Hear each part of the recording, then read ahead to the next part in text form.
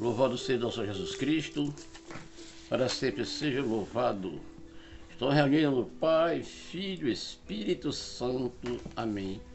A graça de nosso Jesus Cristo, o amor do Pai, a comunhão do Espírito Santo estejam conosco. Queridos irmãos e irmãs, boa tarde. Estamos iniciando uma nova semana, que Deus abençoe cada um e que Deus possa descobrir o comando da paz e da saúde.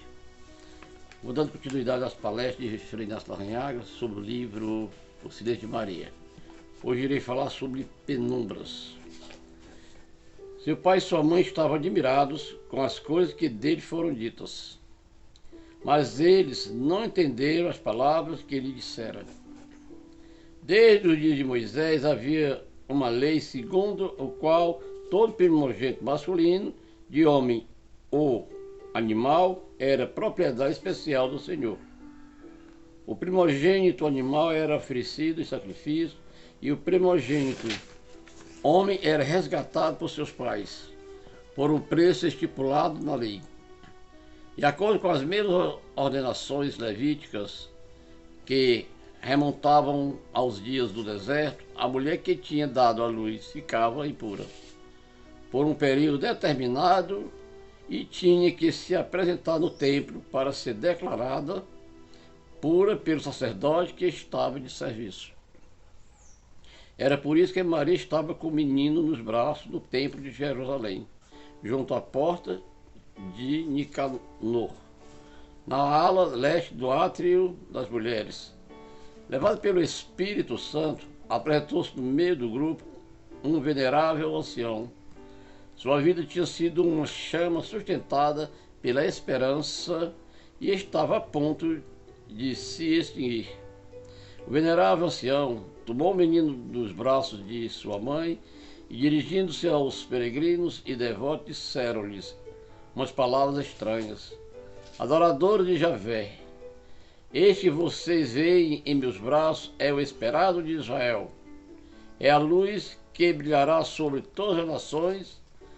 Todos tomarão partido diante dele, uns a favor e outros contra. Haverá ressurreição e morte, ruína e restauração. Agora já posso fechar meus olhos, já posso morrer em paz, porque minhas esperanças se cumpriram. Qual foi a reação de Maria diante destas palavras? A mãe ficou muda, admirada com tudo que se dizia. Era tudo tão estranho. Estava admirada? Sinal de que ignorava alguma coisa e de que não entendia tudo a respeito do mistério de Jesus. A admiração é uma reação psicológica de surpresa diante de algo desconhecido e inesperado. Já antes tinha acontecido um episódio semelhante. Foi uma noite de glória. Alguns pastores estavam por turno guardando suas ovelhas. De repente um resplendor divino envolveu-os como uma luz. Viram e ouviram coisas nunca imaginadas. Disseram-lhes que tinha chegado o esperado e que por isso havia alegria e canto. Convidaram-nos a fazer uma visita de cortesia e para identificar o esperado que tinha vindo, os sinais seriam estes: um presépio e panos. Foram depressa e encontraram Maria, José e o menino, e lhe contaram o que tinham visto naquela noite. O evangelista acrescenta: e todos que os ouviam ficavam admirados com as coisas que diziam. Quem eram esses todos que ouviam que ficaram tão admirados? Basta retroceder 2 versículos, encontraram Maria, José e o menino. Eram eles que estavam admirados. Foram dias de agitação e sobressalto, procurando o menino durante vários dias. Afinal, encontraram no templo. A mãe teve um desabafo emocional. Um que fizeste conosco, que foi uma válvula de escape para a energia acumulada durante aqueles dias. A resposta do menino foi seca, cortante e distante. Por que se preocupam comigo? Uma grande distância me separa de vocês, meu pai. Meu pai é a minha única ocupação e preocupação. Foi uma verdadeira declaração de independência, comprometido, única e totalmente com o Pai. Que fez Maria? Ficou paralisada, sem entender nada, navegando em um mar de escuridão, pensando no que poderia significar aquelas palavras e, sobretudo, aquela atitude. Essas três cenas indicam claramente que os atos e palavras de Jesus, isto é, sua natureza transcendente, não foram inteiramente compreendidos pela mãe ou, ao menos, não foram imediatamente assimilados. A informação sobre a estranheza e ignorância de Maria só pode ter saído da boca de Maria. A comunidade que a venerava tanto jamais teria dito por sua própria conta coisas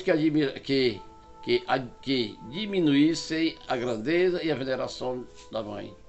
Isso indica que essa informação se ajusta rigorosamente à objetividade histórica e que a informação só pode ter saído dos lábios de Nossa Senhora. Entre parênteses, a cena é profundamente emocionante. A mãe no seio da comunidade explicando a um grupo de discípulos com naturalidade e objetividade que não entendeu estas palavras, que se surpreendeu com aquelas. A mãe foi comovedoramente humilde. Maria foi fundamentalmente humildade. Não é exato dizer que Maria foi invadida por uma poderosa infusão de ciência e que, por via de permanentes e excepcionais gratuidades, dissiparam-se todas as suas dúvidas, descerraram-se todos os véus e abriram-se todos os horizontes, e que desde pequeno sabia tudo o que dizia respeito à história da salvação e tudo o que se referia à pessoa e ao destino de Jesus. Isso é contra o texto e o contexto dos evangelhos. Essa é a razão porque muitos fiéis sentem-se um não sei quê.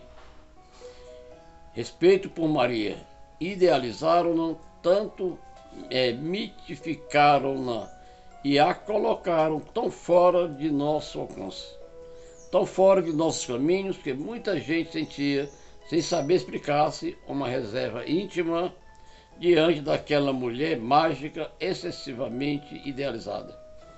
A vida de Maria não foi turismo, como todos nós, ela foi descobrindo o mistério de Jesus Cristo, com a atitude típica dos pobres de Deus: abandono, busca humilde, disponibilidade confiante. Também a mãe teve que ir peregrinando entre as ruas vazias e vales escuros, buscando pouco a pouco o rosto e a vontade do Pai, como nós. No Evangelho de Marcos existe um estranho episódio, cheio de mistério. O contexto dessa narração pareceria indicar que a mãe não entendia com suficiente clareza a personalidade e o destino de Jesus. Ao mesmo tempo, nos primeiros tempos de evangelização, o que aconteceu? Pelos 3 primeiros capítulos de Marcos, poderíamos deduzir que a atuação inicial de Jesus sobre as cidades da Galileia foi deslumbrante. Isso ocasionou uma viva discussão e uma consequente divisão a respeito de Jesus, entre os judeus e também entre os seus parentes. Não havia dúvida de que Jesus manifestava uma personalidade estranha, mesmo para seus próprios parentes, até chegar a dizer que tinha perdido a cabeça diante do poder de seus prodígios e palavras. O fato é que, certo dia, seus parentes decidiram tomar conta dele e levá-lo para casa. Pelo contexto geral do capítulo 3 de Marcos, poder-se-á deduzir que a pessoa que liderava o grupo de parentes que o queria levar para casa era a própria Maria. Pela natureza psicológica dessa atitude, poderíamos concluir que, nesse tempo, Maria não tinha conhecimento exato da natureza de Jesus, de que se tratava realmente. Será que Maria participava de algum grau daquele desorientamento dos parentes que, em virtude da manifestação poderosa de Jesus? Também Maria era uma das pessoas que queria levá-lo para casa ou simplesmente queria cuidar dele, porque Jesus não tinha tempo nem para comer. Chegamos a outra vez à mesma conclusão. Maria percorreu na fé os mesmos caminhos que nós. Também ela precisou buscar entre sombras o verdadeiro rosto de Jesus. Nas bodas de Caná, observamos que Maria já deu passos definitivos no conhecimento do mistério profundo de Jesus. Em sua primeira reação, Maria moveu-se em uma órbita meramente humana. Apresenta-se como uma mãe que tem ascendência sobre o filho, sente-se em comunhão com ele e procede como quem se sente segura de conseguir um grande favor. Maria crê que vive em comunhão com seu filho, mas se encontra sozinha.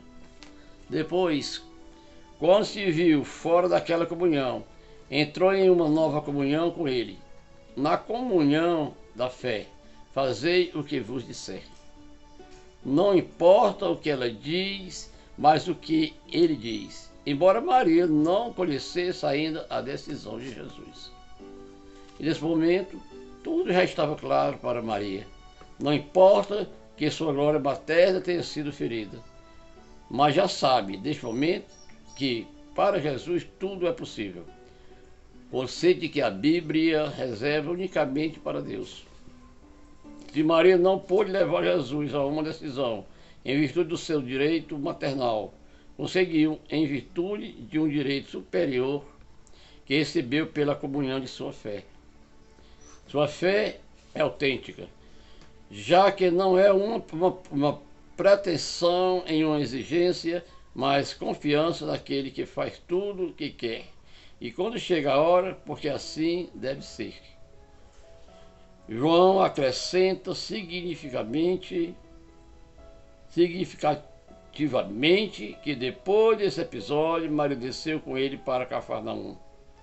O que quer dizer isso? Que Maria deixa de ser mãe para começar a ser discípula?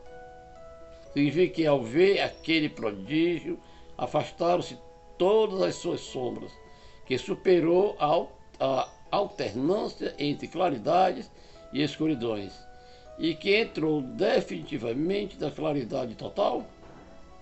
Shalom para vocês e até a próxima, se Deus assim o permitir.